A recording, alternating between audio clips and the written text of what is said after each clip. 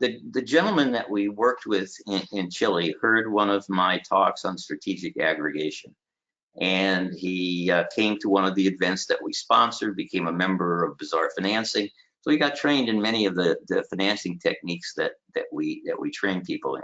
But what he was particularly interested in was a strategic aggregation, and this was when we were doing it for ourselves, but we weren't bringing it to the public in any way. It was just something we just did.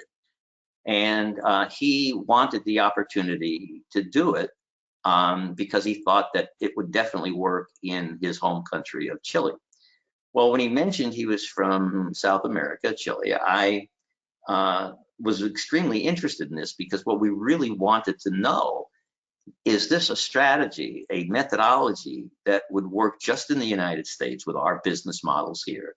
Or would it work in other cultures where people aren't motivated quite the same, where business is conducted a little differently? And is this technique transportable to other cultures? So I was very excited about the opportunity to work with him. The business that he was in at the time was a business where they did promotional products. In other words, you've seen these businesses, you buy a cup, right? And it's got your company's name on it, the logo. Or you give somebody a pen and it's got your name and logo on the pen. Well, if you look at the catalog of these particular companies that promote this stuff, that are distributors for this, you'll see that there's arrays of products from luggage to bags to cups to dolls to things that you can give a customer that will endear them to you or keep your name of your company at the front of their mind.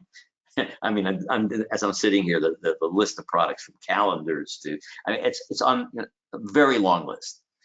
And so the idea that he had was to strategically aggregate all of those companies that sold these products pretty much individually.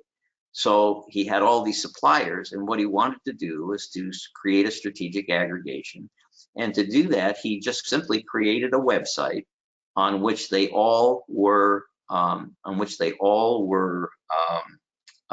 displaying their products on his website.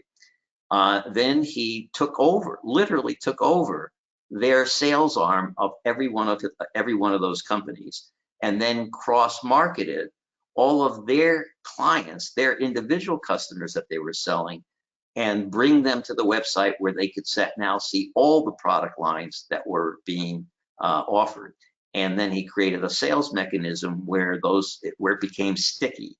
In other words, once the client was cross-marketed into the whole system, the system had a way of keeping communication and contact with that client, continually exposing them to all the products that were on the website.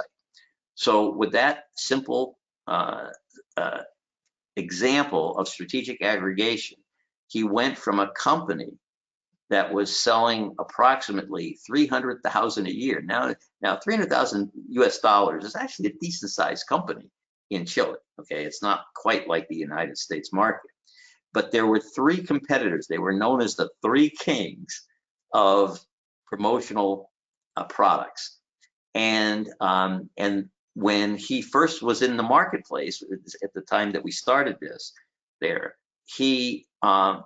wouldn't talk to him. I mean, none of them would talk to him because they felt he was just this little tiny guy, and why would they want to be bothered with him in any way? 3 years later, first of all, during that 3-year period, he was recognized as the fastest growing company in Chile. And within 3 years, he dominated the market. Within 3 years, he dominated the market. So by the end of that time, all of those three guys, he was doing as much business as any two of them put together. He became the dominant factor in South America in business promotional products. And he did it through a form of strategic aggregation.